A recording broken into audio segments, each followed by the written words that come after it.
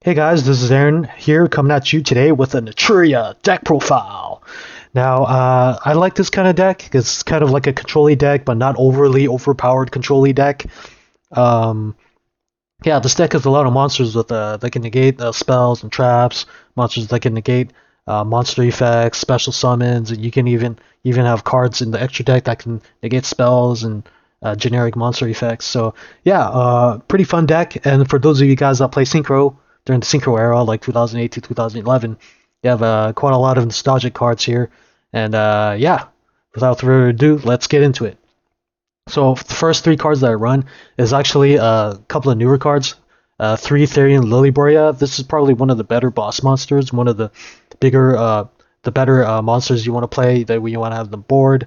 It just helps you have board presence. You can just so you can target a Therian monster or a plat monster in your grave. You can special summon it, so you're pretty much a free special summon if you have a monster, a plat in your grave.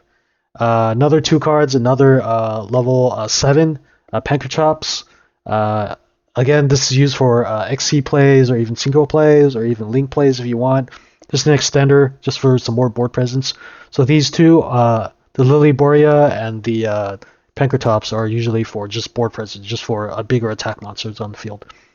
Yeah, it's pretty good. They can special summon themselves. That's why I like these two cards. And yeah, they're related to plants, and this is the Earth attribute as well, so it helps. Onto the other one, I have level 6 Gigaplant. This is okay. It used to be better back in the day. I believe playing sequel format. I didn't play during that format. I was in college. I came back a little bit later, a couple of years after this thing came out, probably. But yeah, I heard it was good. So I'm just trying it in the deck again. I know monsters that can special summon themselves, like Borea and Pankratops, is probably better, but it's there just for fun. I have a Naturia Bamboo Shoot for the next one, so these are all the bigger monsters. I still like to play it because it looks cute, and it's a good negation monster. You can pretty much, if you tribute summon it, your opponent can't play any. It just locks your opponent out of spells or traps. So this is if you're able to manage to get this on the field, it's probably one of my favorite cards in the deck. You do need a tribute summon, which kind of sucks, but when you do get it out, it's fun to just like lock them out. Two Rose Paladin, these are the support cards. Usually I use Rose Paladin, I dump it into the grave to get a Borea so I can special summon Borea. So pretty much like a reinforcement of the army, goes into Rose Paladin, dump it, grab a Lily, and special summon onto the field. So just really fast board presence, which I really like. Yeah, Rose Paladin really helps plant decks. Really nice. I put a Naturia Horn Needle for the lower level, level 4 and lower Naturia cards. Horn Needle to negate special summons. This is another newer card, Naturia Camellia. It's like a Foolish Burial, and then you can use, instead of tributing your Naturia monsters, you can pretty much dump two cards into the graveyard instead of tributing to negate your opponent's monster effect or whatever effect they have. Put a Marin down. Marin's is alright. Uh, I just put it there because it's just another Naturia.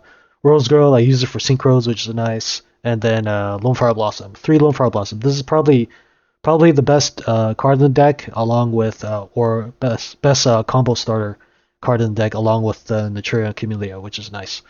Yeah, it brings out your big boss monsters. I believe it was limited to one or banned at some point. Yeah, it's a good card. Again, free summons. You don't need anything. It just needs one card to summon. That's it. Naturia Sunflower, I hear people have been using this recently because of Camellia. You don't need a tribute, so you can just leave Sunflower on the field. So when your opponent tries to use monster effect, you can just do a little flower to just negate everything, which is cool, I guess. Rose Lover is just another extender play. You can just special summon a plant monster from your hand if this thing is in the grave. Spore is another OG Synchro Tuner era card. It's there for synchro plays. And then the second new card, new era-ish card, the Mole Cricket. I've been seeing a lot of people run three of these. It's pretty good. You can just if it's on the field, you can just sack it and just summon another one. Or if your opponent has a high attack monster in the field, you can summon another two Nitrios, which gives a little bit more like tribute fodder or like synchro fodder. This is nice. Yeah, it's you can use it for to defend. You can use it for combos. It's a good card. Onto the spells. Yeah, it's a lot of monsters. This thing runs a lot of monsters. Spells, pretty simple. Raigeki, you know what that does. Feather Duster, you know what that does too. Rhoda, you can search Warrior. Again, for Rose Paladin and Rose Paladin, dump it and summon a Lilyboria. Good plays. Reasoning for more monsters, just cause reasoning. And then 3 Upstart Goblins to draw for more draw power. Foolish Burial, a Monster Reborn. And then a Naturia Blessing. I see people run 3 of these. I feel like 1 or 2 is enough. I'd probably run it at most at 2. But I feel like it's just another Monster Reborn. I feel like you don't need that many Reborns because you're special summoning that so much. I feel like you don't need that many blessings or Natural blessings, but it's there. And then I have traps. I have 2 Mirror Force just for some like back row defense. You don't need to use this if you don't want to. You can run like Ash, Blossom if you do. I don't know. I feel like Ash is overplayed, so I just leave it on the side and just run my own stuff.